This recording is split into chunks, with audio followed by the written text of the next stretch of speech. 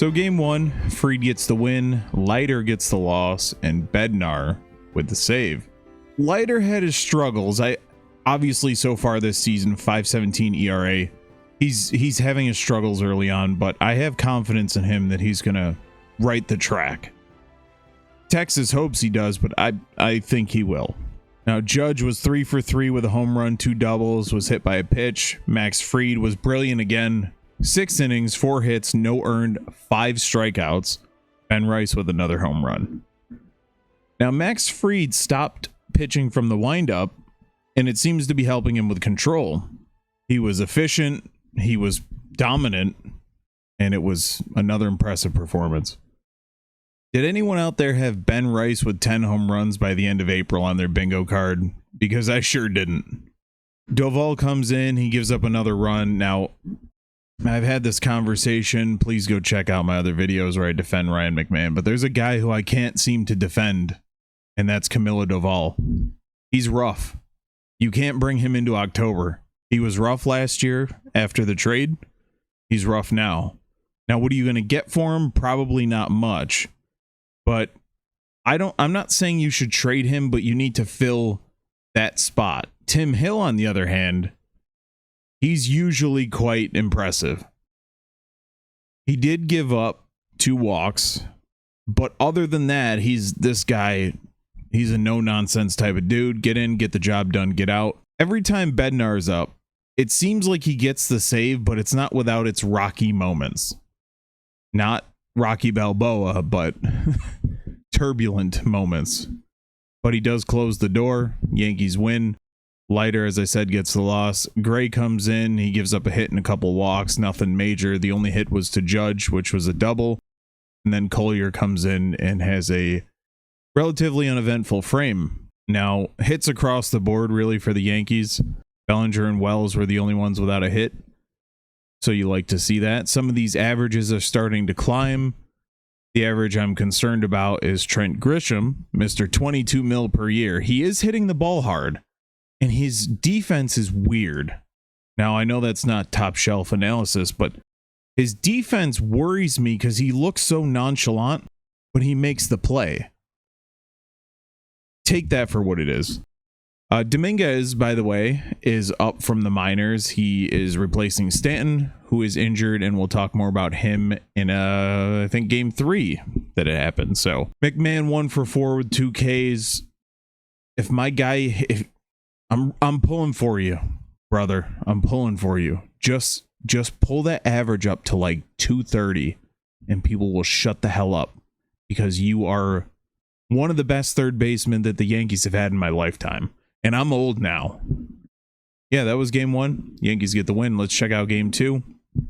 Another shaky 9th inning. Cam Schlittler was dominant. This was Cam Schlittler versus Jacob deGrom. And even with deGrom getting the loss, that only brings his ERA to 2.01. This was a matchup on paper that I was itching to see. And it lived up to the hype. So Schlittler went 6 innings, 3 hits, no earned, 8 strikeouts. deGrom on any other night, 6 innings, 3 hits, 1 earned, 5 strikeouts. Almost any other time that gets you the win. But unfortunately for him, team didn't give any run support, and it's nothing against the Rangers. They have a pretty good lineup. Schlittler was Schlittler. I was going to make a corny pun, but I'm going to skip it this time. If you could see beyond this camera what my setup looks like while we're still waiting for the studio to be fixed, this is months now. You wouldn't believe what's going on here. It's brutal. All right. Another 0 for 4 performance for Grisham. Rice goes 0 for 4. And you can't blame any of these guys for going 0 for 4 against deGrom. I mean, they didn't face him 4 times, but 0 for 2, 0 for 3. Judge was 2 for 4. Belly 1 for 4. And then Chisholm, Dominguez, McMahon, and Caballero all go hitless. Wells did have a good day, 2 for 3 with a home run. The batters for the Rangers were stifled all night. Nimmo looks pretty good. I'm sure he's glad to be away from the Mets. So Wells and Judge were the home runs. And the 9th inning was rocky. Now, It all started with a McMahon error, and it's very difficult to go the entire season without a single error, but when you're McMahon and your glove is what we're all relying on, when you make an error, it amplifies it because your bat's not doing the work. So I hope this guy can pull it together because I want to see him stay. I think his style, I want to see him hit better, but having a top shelf defender, people forget that 2024 into 2000, midway through 2025, the reason they got McMahon was because the defense was so bad. And I love DJ LeMahieu as much as the next person, but he just so many injuries. He didn't have the arm strength to send it from third to first consistently. And Jazz Chisholm wouldn't play third. He just didn't want to. So there you go. He was playing it for a while, but he says, "Oh, I'm better at second." But you're not good at second either. So let's relax with that.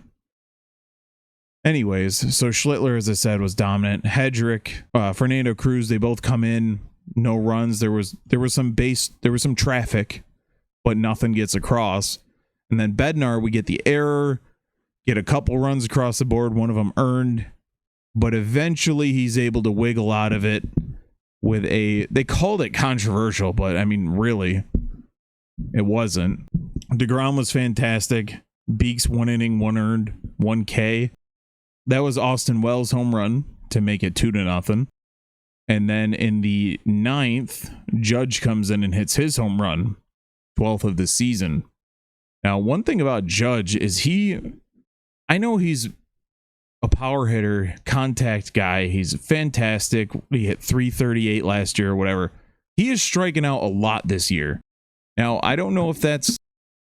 So last year, Judge, it seems like every time I pull up a box score, Judge is striking out. I watch the games, but if it's not in a big moment, I don't really notice it. Oh, Judge struck out. Let's do a tally. After I watch the game, I go back and check the box score, and there's a lot of strikeouts coming his way. So last year, he had 160 strikeouts. He's on pace for 193 strikeouts if he plays 162 games, which he is not going to play 162 games, but still, he's on pace for his most strikeouts since his first full season. He came up in 2016, but his first full year was when he was Rookie of the Year. He struck out 208 times. And then game 3, Nathan Eovaldi, doesn't matter. His ERA could be 47. Doesn't matter. He's going to come in and he's going to work the Yankees, and that's what he did here. Eovaldi gets the win. Elmer Rodriguez, with his debut, gets the loss. And Latz with the save. So Eovaldi goes 7 innings, 4 hits, no earned, and 7 strikeouts, bringing his ERA down to 4.76. His ERA was in the mid-5s. But what's the cure for him? Face the Yankees. There's something about him. He just consistently dominates the Yankees. Ben Rice goes 3 for 4. So out of the 5 Yankees hits, Rice had 3 of them. And with Elmer Rodriguez, he was okay. He comes in and he was really tiptoeing.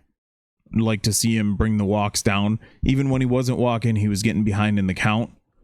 He threw 80 pitches in 4 innings, so 20 per. Didn't give up any home runs, but he was just kind of... He was just tiptoeing a bit too much from what I like to see, but his stuff is good. He's obviously just spot starting here. Cole and Rodon are both on the way back. Hedrick was decent. They brought Bird back up, gave up 1 earned in 1 inning, and I feel that's another guy I feel bad for. He just can't seem to get that part together. Tim Hill doing Tim Hill things. Fernando Cruz was good. And Eovaldi, as I said, 5 base runners in 7 innings when your ERA is in the mid-5s. Latz comes in and pitches 2 innings and only gives up 1 hit. Let's take a look at the standings. Next series against Baltimore at home. They are 20-11, 8-2 in their last 10, plus 47 point differential. And the Rangers, who they just faced, are at Detroit tonight. They are 15-16, third in the AL West. Chasing the Athletics, surprisingly. No disrespect, Athletics, but Once you get a city name, then you get your respect back. And just be Athletics. Or not even the Athletics. Okay, I'm done. Let me know what you think down below. Thank you for watching.